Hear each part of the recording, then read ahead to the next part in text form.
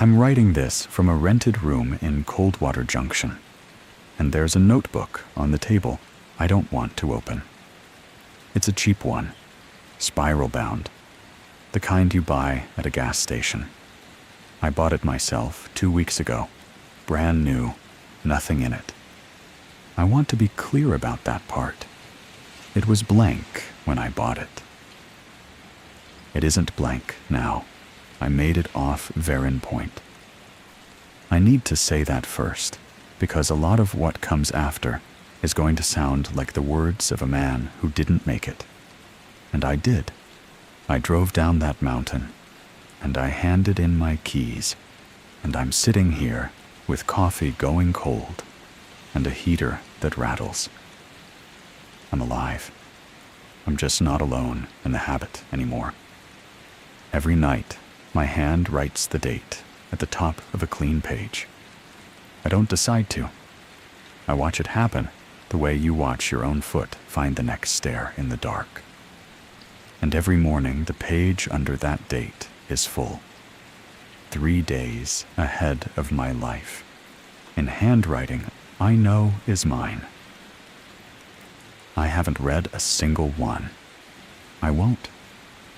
I'm going to tell you how this started, and I'm not going to start at the tower. I'm going to start with the demotion, because the demotion is the reason I read a dead man's journal. I was told to leave alone. That's the whole thing, really. That's the only mistake I made that was mine. Let me go back to it. 19 years I gave the Forest Service, most of it lookout and relay work, sitting in high places, watching for smoke, running dispatch traffic when the repeater went down. Quiet work. Work I was good at. Then there was a search. I won't lay out all of it. A hiker went off trail in bad weather, and I read a grid wrong, and we lost a day working the wrong drainage. He was found. He lived. But it was my call, and it was the wrong call, and after that, the district stopped looking at me the same way. They didn't fire me. You don't fire a 19-year man. You just stop putting his name on anything that matters. 6 months of that, and I'd have taken a posting on the moon. So when the relief slot at Verrin Point came up, I put my hand up before anyone could think of a reason to give it to someone else. Solo lookout, 1 season, full pay. Enough to finish clean and keep my pension and never sit in that district office again with everyone knowing what I'd done. The paperwork went through fast. Too fast, if I'm honest. Steps got skipped. Nobody made me do the medical. Nobody asked why I wanted the loneliest tower in the district. My supervisor signed it and slid it back across the desk and looked relieved. And I told myself that relief was for me. It wasn't for me. I didn't think to ask why the slot was open in October, halfway through a season. I didn't ask what happened to the ranger who'd had it. I was too busy being grateful, and grateful is its own kind of blind. I packed my truck the next week and drove up out of Coldwater Junction with everything I owned in the bed, and no idea what I was driving into. The road up to Verrin Point is the kind that eats an afternoon. Switchbacks, washouts, 1 lane most of the way. Cell service died past the first cattle gate. I expected that. Fire towers sit where they sit for a reason. And the reason is that nobody's around. Ranger Alma Skeet met me at the tower base, district lead. 50s. Hard. The kind of person who's spent enough winters outside that her face doesn't waste effort. She had my keys ready in her hand before I was out of the truck. She walked me through it, fast. Generator, fuel cache, cistern, the catwalk, the Osborne firefinder up in the cab. Everything practical she told me was exactly right, and she told it clean. No wasted words. I liked her for it. At the end, she pointed at a green footlocker sitting against the wall of the base cabin. Metal, padlocked, dusty on top, like it had been there a while. "That's Ivy's," she said. "Leave it. Somebody'll come for it." Ivy the last lookout? That's right. You transfer out? She looked at me for a second too long. "Relocated," she said. Then she checked her watch and checked the light, and I could see her doing the math on how long she had to get down before dark. She left. I watched her taillights work the switchbacks until the trees took them. I stood in the lot a minute after she was gone, and that's when I noticed the second vehicle, an old service truck, parked nose in against the cabin, tarp half over it, tires low. Ivy's, by the number on the door. If the man relocated, I thought, why is his truck still here? I didn't have an answer. I told myself somebody just hadn't come for it yet. Then I carried my bags inside and started learning the tower before the sun went down. The lookout at Verrin Point is an old timber frame tower, 30 feet or so, with a glassed cab on top and a catwalk running all the way around it. You reach the cab by a steel and wood stair that switchbacks up the frame. The base cabin at the bottom is where you eat and sleep and keep the generator. The cab up top is where you work. I climbed it that first evening to see the country while I still had light. It's a hard view to argue with. Ridge after ridge, going blue into the distance, the last sun caught on the tops of the pines, everything gone quiet and cold. I stood on the catwalk a while, just breathing it in.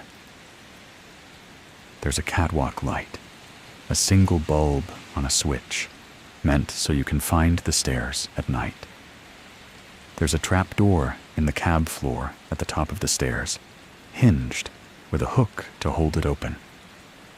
And there's the Osborne firefinder in the center of the cab, a map table with a sighting ring, the tool a lookout uses to fix a bearing on smoke.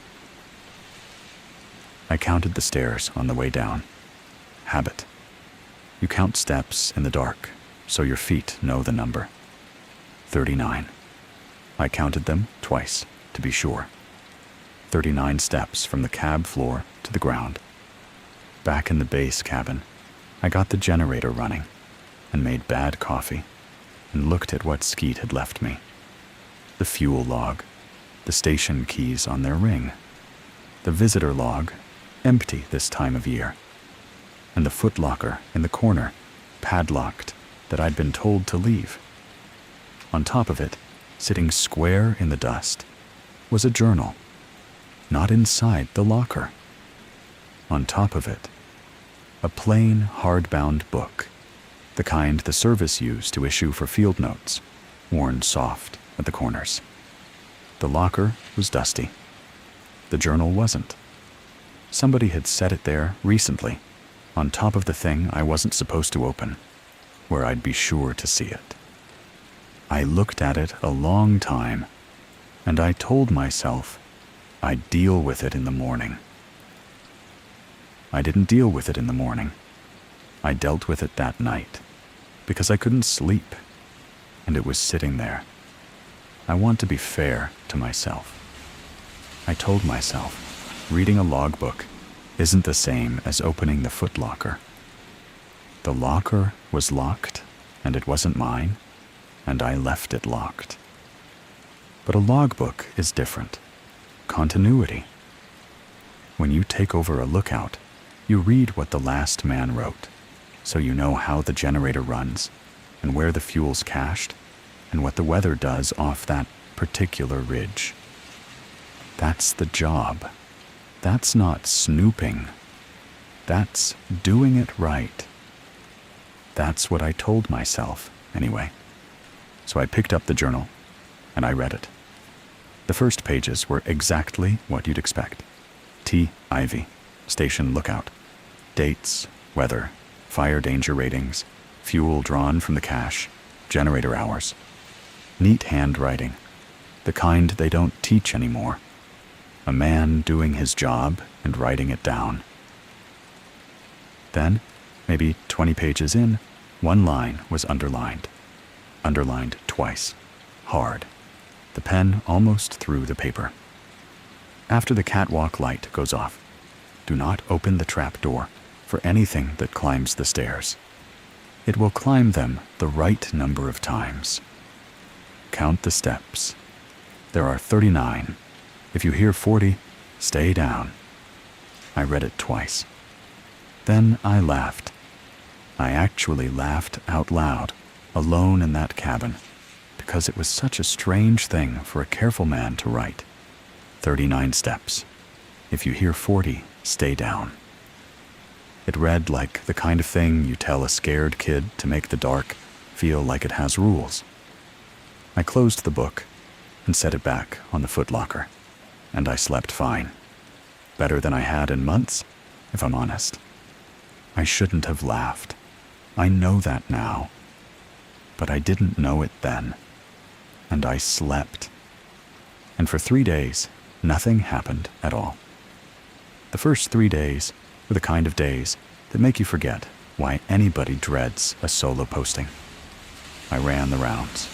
Radio check, morning and evening, logged. Generator its scheduled hour. Fuel logged against the cache.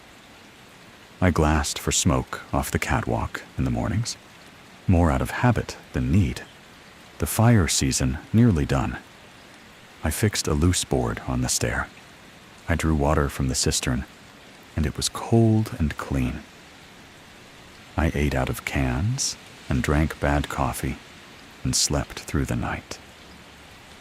On the third night, I woke to someone climbing the stairs.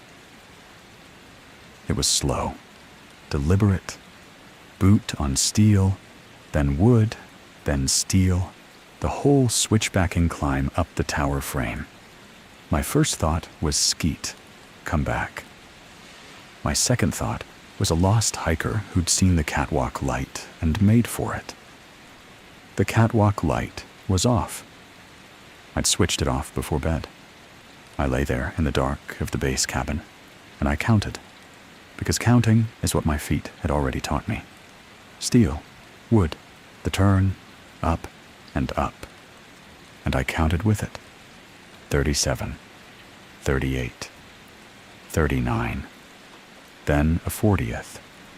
Soft. A step onto the last step that wasn't there. Onto nothing. Past the top of a stair that ended at 39. I did not go out. I did not open anything. I lay still with my heart going, and I did not move until the window went gray. In the morning I climbed to the cab, and everything was fine. Then I read Ivy's journal, and found the entry that matched the 40th step. He'd dated it, and when I lined his dates against mine, his ran exactly 3 days ahead of me. Whatever he wrote, I was living. 3 days later. I sat with that math for a long time, and I didn't like where it went. If Ivy wrote about the 40th step, and I heard the 40th step 3 days later, then the journal wasn't a record. Not the way a logbook is a record. A logbook tells you what happened. This thing told me what was going to happen to me in order 3 days out. So I did the only thing that felt like control. I read ahead. I'll be honest, my hands weren't steady doing it. I'd stopped thinking of it as continuity by then. I was reading it the way you'd read a weather report before driving into a storm, wanting to know what was coming so I could get ahead of it. Past the stair entry, the ordinary logging picked back up for a while. Fuel. Weather. Then another line, underlined the same hard way. The cistern water is fine until the first freeze. After that, boil everything twice and pour the first boil out the north window, not the drain. If it steams when there's no heat under it, don't use it at all that day. I checked the date on that entry. Then I checked it against my count. 3 days out. Then I went to the cabin door and looked at the little thermometer nailed to the frame, and I checked the weather I'd copied off the morning relay. First hard freeze forecast in 2 days. I copied the waterline into my own log, word for word. I told myself it was just prudence, the way you'd note any hazard a predecessor flagged. Boil orders happen. Bad cistern happens. This was practical. This was ranger work. It wasn't belief. That's what I told myself. It wasn't belief yet. The freeze came in 2 days, right on the forecast, the way real weather does, and nothing else up there did. I woke to frost on the inside of the glass, and the cistern line stiff with cold. And I did the thing I'd copied into my log, feeling like a fool the whole time. I boiled the water twice. Then I carried the first boil to the north window and poured it out into the snow instead of down the drain. And I stood there in the cold in my socks, thinking, this is what 19 years comes to. A grown man pouring good water out a window because a dead man told him to. I got through the day.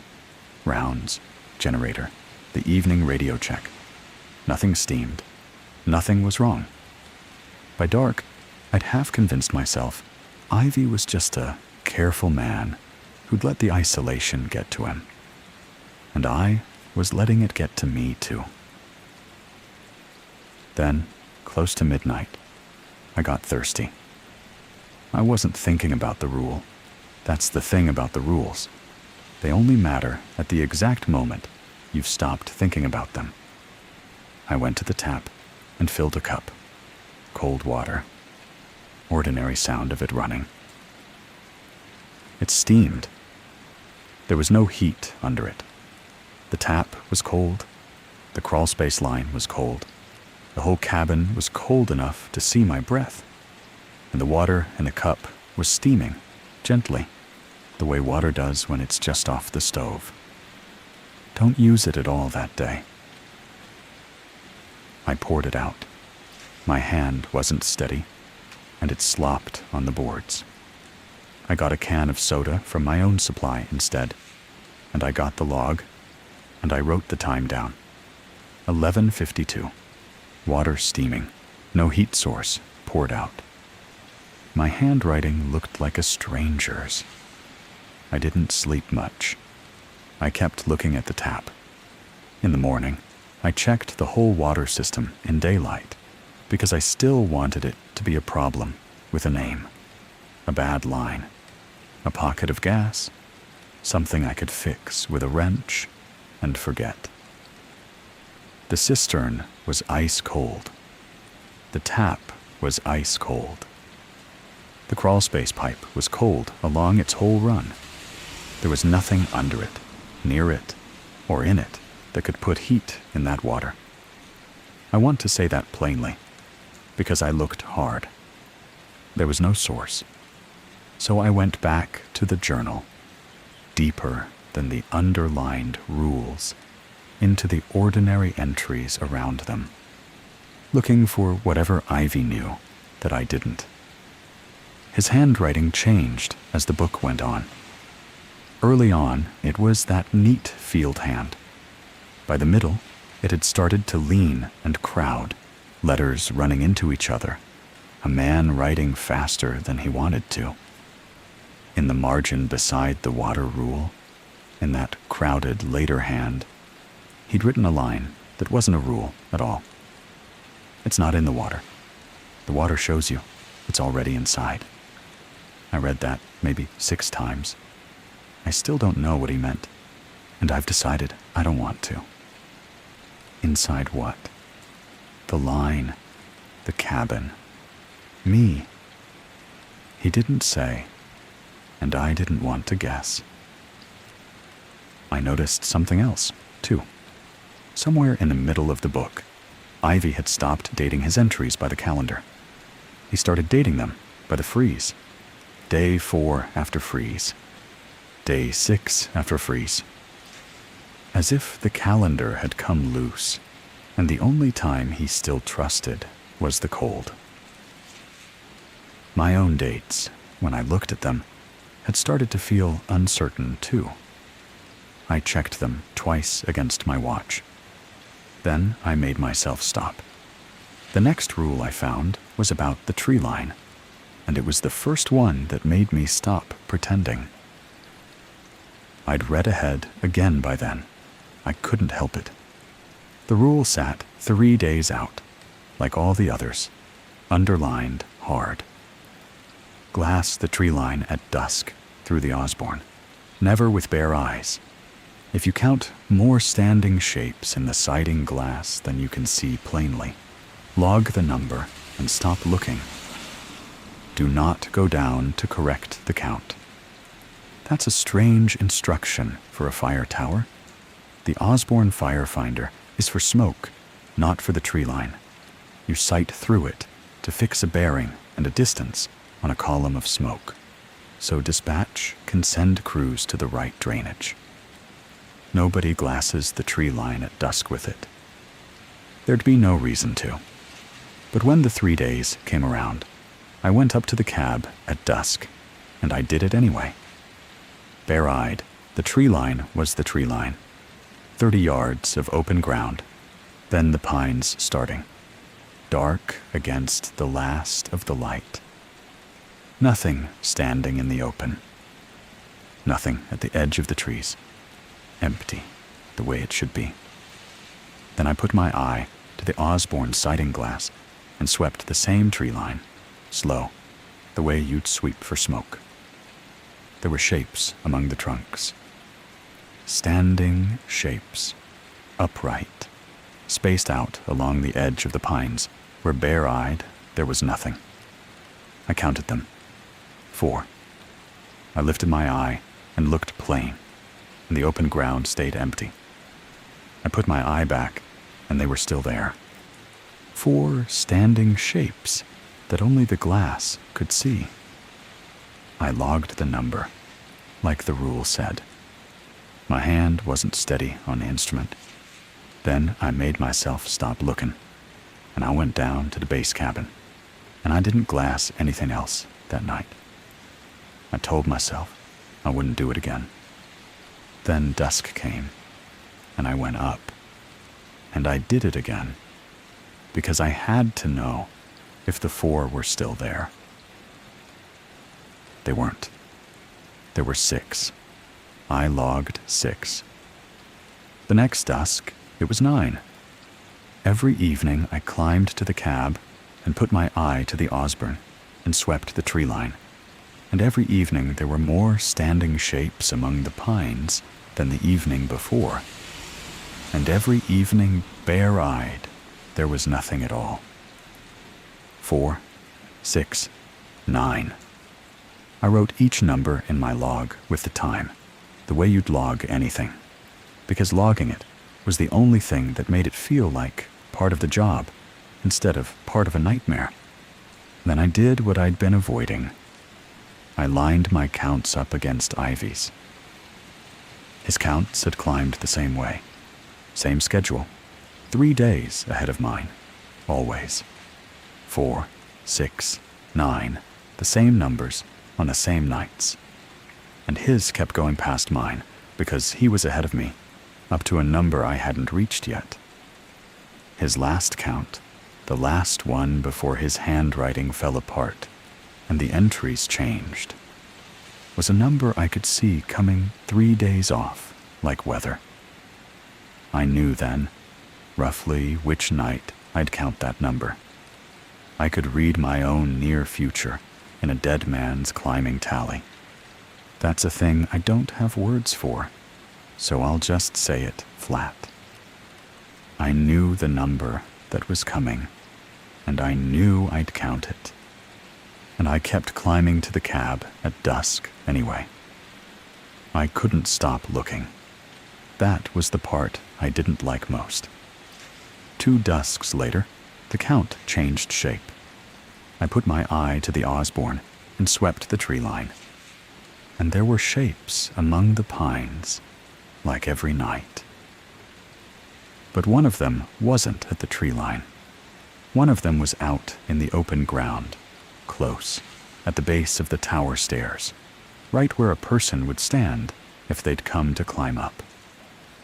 In the glass, it had no face I could look at, just a paleness where a face should be, tilted up toward the cab, toward me. Everything in me said, go down. That's 19 years talking. Somebody's on my ground, at my stairs. And a ranger who won't go challenge a trespasser on his own ground is no ranger. I actually stood up from the Osborne. I actually took a step toward the trap door. Do not go down to correct the count. I stopped. I stood there in the cab with my hand halfway to the trapdoor hook, and I made myself sit back down, and I did the hardest thing I've done in my life, which was nothing. I latched the trap door shut from the inside. Then I put my eye back to the Osborne, and I watched the pale shape at the base of my stairs, because watching it in the glass felt safer than not knowing where it was. It didn't climb. It stood at the bottom of 39 steps, and it waited, tilted up at me, until full dark came, and the glass showed nothing at all. I stayed in the cab until morning. In Ivy's journal, 3 days back, on the night his count reached this same number, he'd written 1 line before the ordinary logging resumed. I went down to correct the count. That was the last thing in his neat hand. After that, it changed. After the night at the stairs, I wanted a human voice more than I've ever wanted anything. Not the journal. Not a dead man's warnings, 3 days old. A living person on the radio, telling me the world was still out there. So of course, the next rule was about the radio. I'd read ahead to it. By now, I read ahead, every chance I got, hunting the underlined lines like a man reading the odds before a bet he couldn't get out of. Dispatch relay comes through on Channel 3 at the top of the hour. If it comes early, it isn't dispatch. Never give your position twice. If they read back your position before you say it, key off and don't transmit again until the real top of the hour. That's not superstition. That's protocol dressed as superstition. And I knew protocol. Backcountry relay runs on a schedule, so the repeater's not clogged. Top of the hour is a real thing. Off-schedule traffic happens too, though. It's not unusual. So I filed it, and I waited, and I kept my radio checks to the schedule, and I told myself I'd know the difference if it came. That night, at 2:47 in the morning, the radio woke up. I'd been half asleep at the table. The set crackled. Then a voice came through clear on Channel 3, warm and easy, a relay operator's voice. Friendly, the kind of voice you'd be glad to hear at 2:47 in the morning alone on a mountain.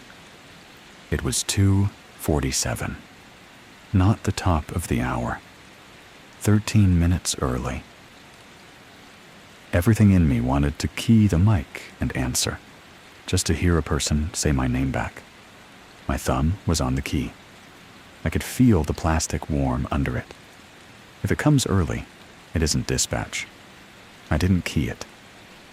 I sat with my thumb on the key, and I said nothing.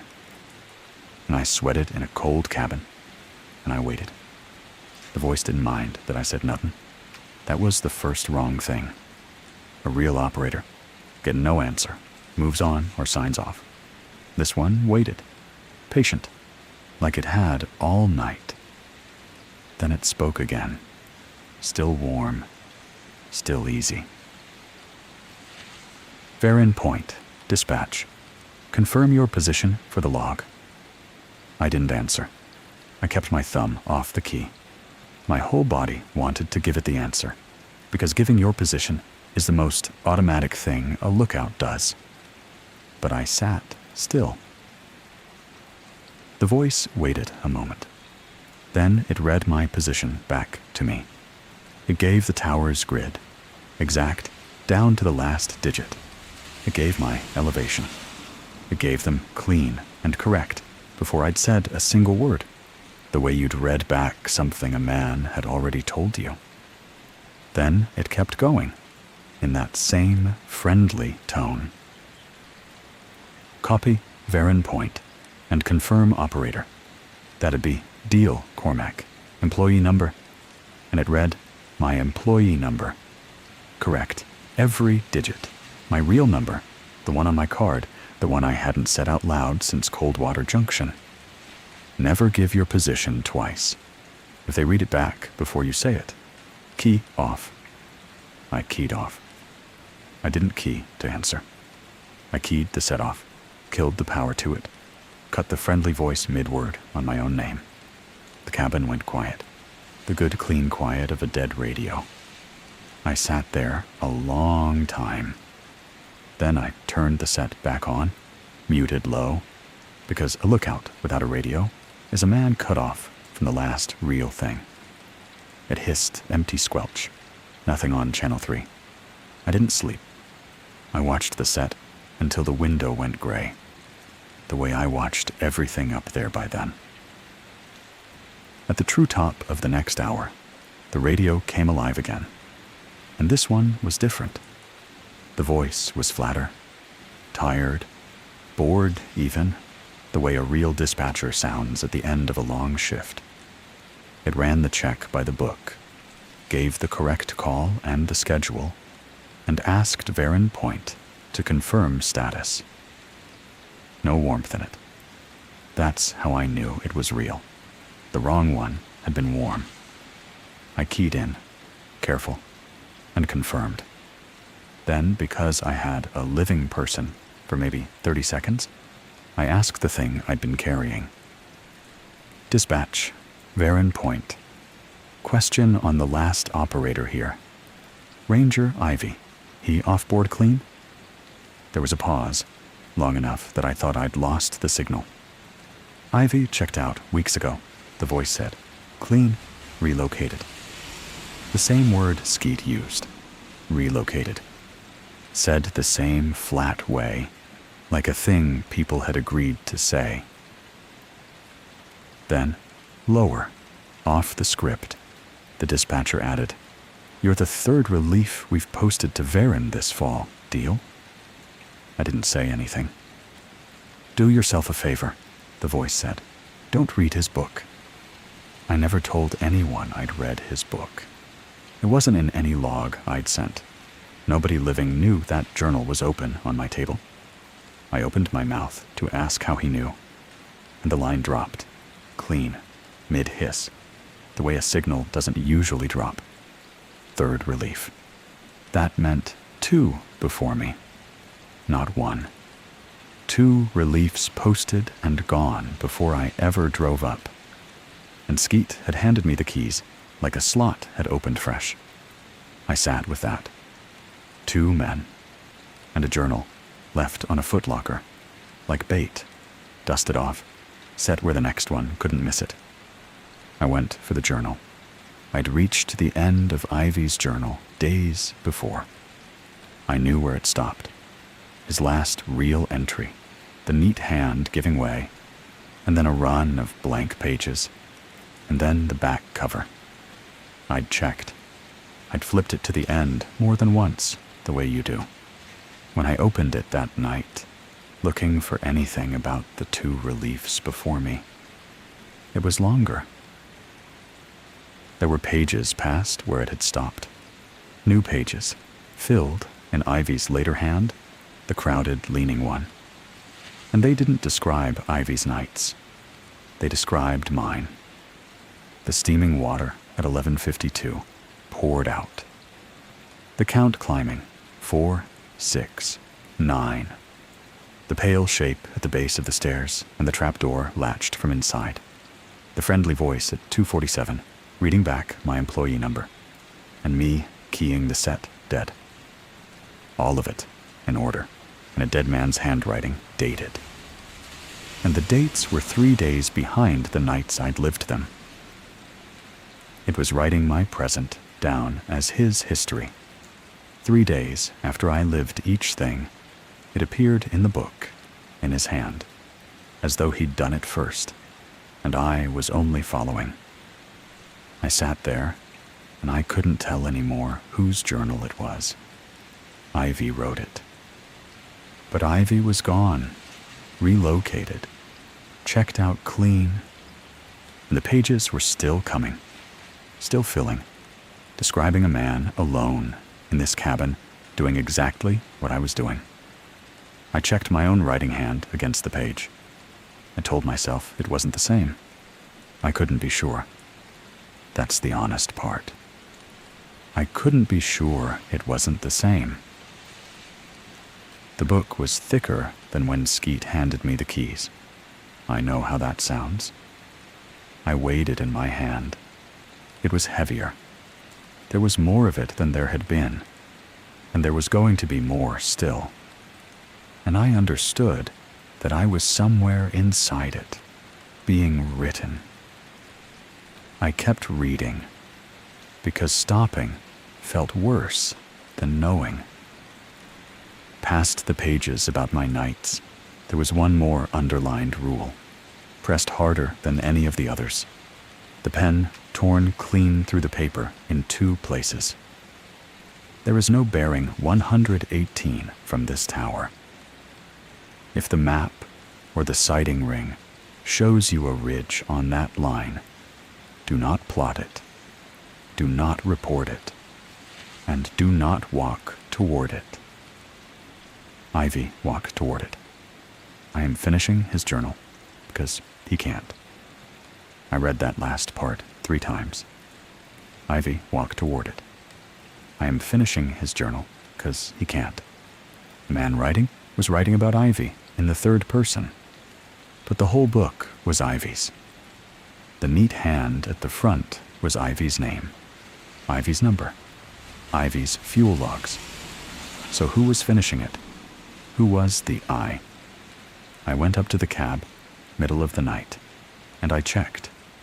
The Osborne Firefinder has a sighting ring marked in degrees, 360 of them, the whole circle of the country around the tower. I found 118 on the ring, and I sighted along it. On every district map I had, on the topo sheet, on the service grid, bearing 118 off Verrin Point, is empty country. A shallow drainage, nothing on it.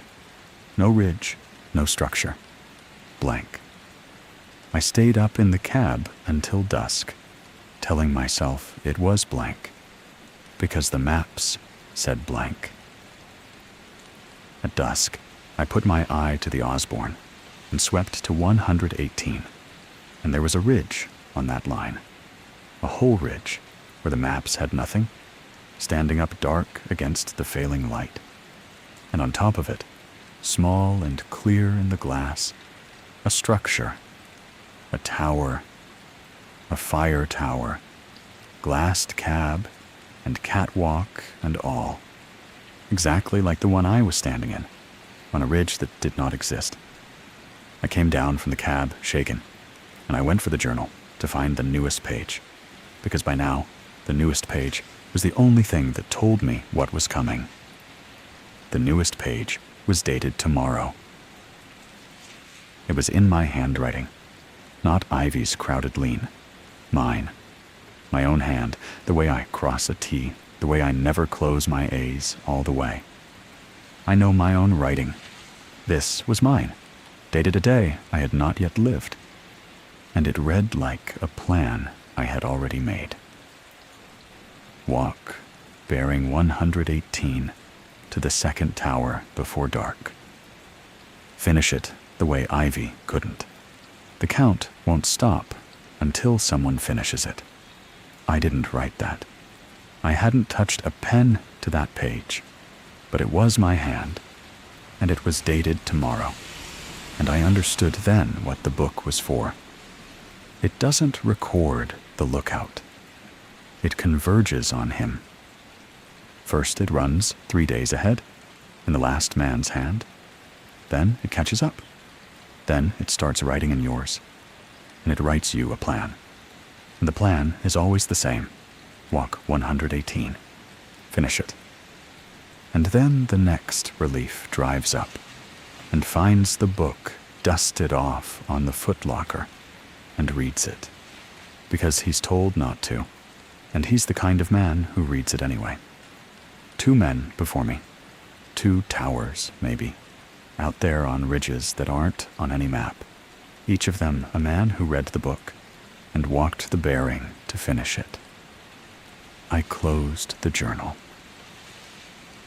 For the first time all winter, I decided I was not going to do what the page said. Not the card, not the rule, not my own future hand. I was going to disobey the book. And I knew that to do it, I had to be off that mountain before tomorrow got here. I left at first light, which broke every rule about a lookout holding his post. I didn't care.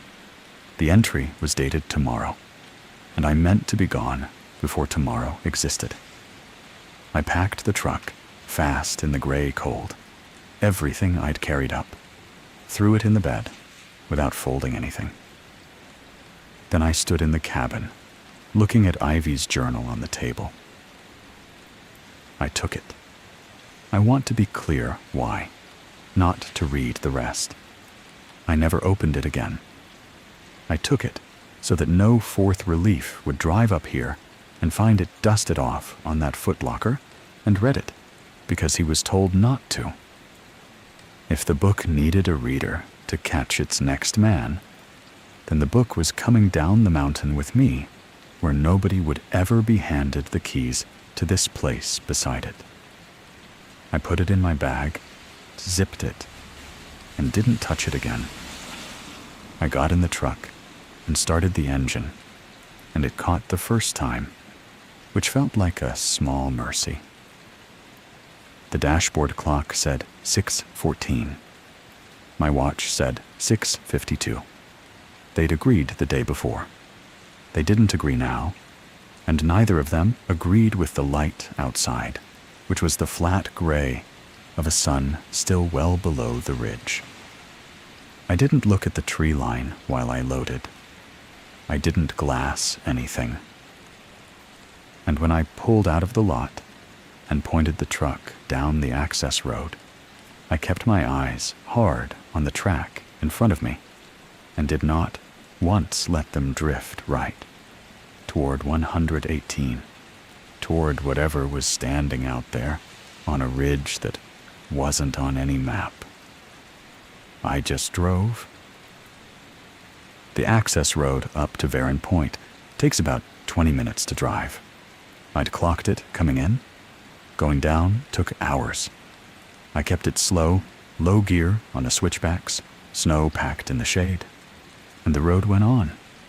Same one-lane track, bank on one side, drop on the other, doubling back and back.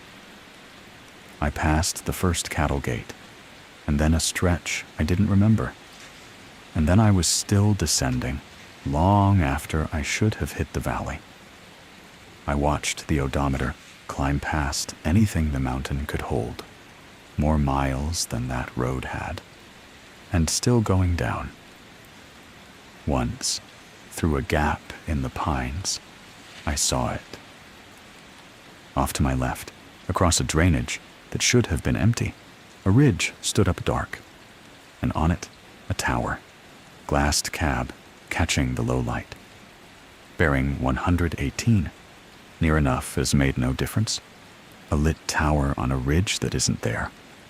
I did not turn the wheel. I kept my hands at 10 and 2, and my eyes on the track, and I let it slide past the corner of my vision, and gone. I didn't look at it again. I reached Coldwater Junction near dark, which was wrong for the hours I'd driven, and I don't try to explain it. I found Skeet at the district office. I handed her the tower keys across the counter, without a word about the journal in my bag. She took them. She looked relieved, the way my supervisor had. And then she looked at me a second longer, and the relief went out of her face. And what came into it instead was fear.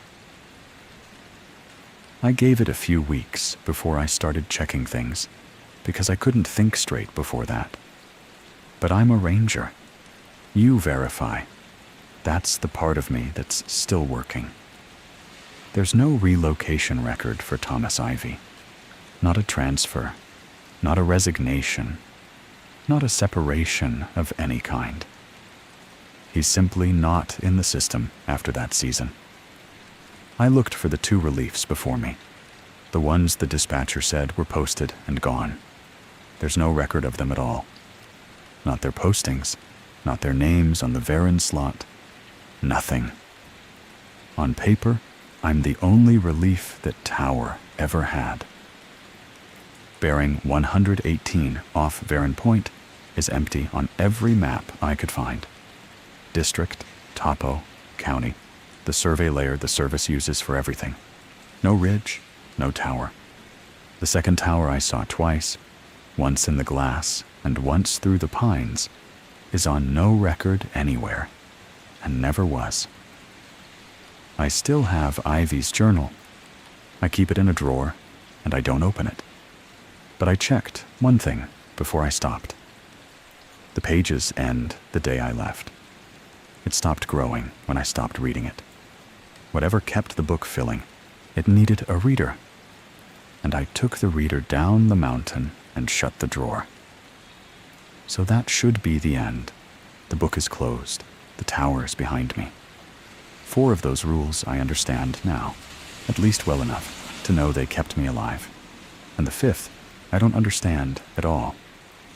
And never will. Except the book stopping didn't stop everything, because there's the notebook. I bought the notebook myself. New, blank. A cheap gas station thing, nothing to do with Ivy, nothing to do with the tower. I want that on the record. I chose it, and it was empty. I don't know why I bought it. That's the honest answer.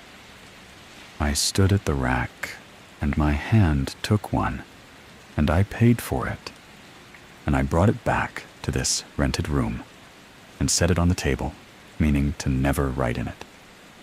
But every night, my hand writes the date at the top of a clean page. I watch it happen. I can't say I'm made to, exactly. It's more like the way you find your feet already climbing the stairs before you decided to go up. Date at the top of the page, my own hand. And then I close it and put it down and go to sleep. And every morning, the page under that date is filled, full of writing, 3 days ahead of my life, in my own hand, the way I cross my T's and never close my A's. Same as the journal ran 3 days ahead.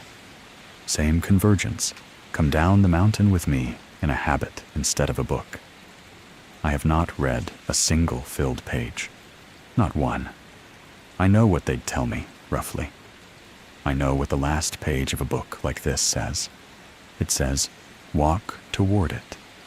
Finish it. And I won't. Reading is how it gets you. Ivy read. The two before me read. I read. So the pages fill, and I don't turn them. And that's the arrangement now. If they offer you the Verrin point relief, and they will, because nobody stays, say no.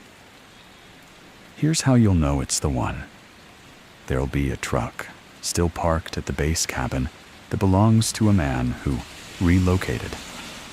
There'll be a green footlocker you're told to leave alone. And on top of that footlocker, dusted off, set square where you can't miss it, there'll be a book. Somebody will have left it out for you.